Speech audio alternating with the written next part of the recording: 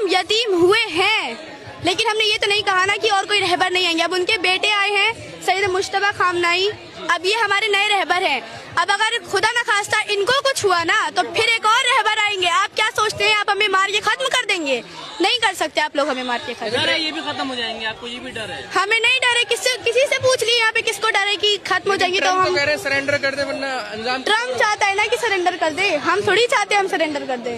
और हम एक ऐसी कौम है जिसको अगर खत्म कर सकते ना तो 1400 साल पहले करबला में ही हमें खत्म कर दिया होता। वो एक नारा है ना, तुम कितने हुसैनी मारोगे हर घर से हुसैनी निकलेगा। इसी तरह कि तुम कितने खामनाई मारोगे हर घर से खामनाई निकलेगा। क्योंकि सऊदी ने ही अमेरिका को भड़काया था बातचीत के दौरान कि आप खामनाई साहब को शहीद कर दीजिए तो शायद ये जंग रुक जाएगी। यही हुआ था।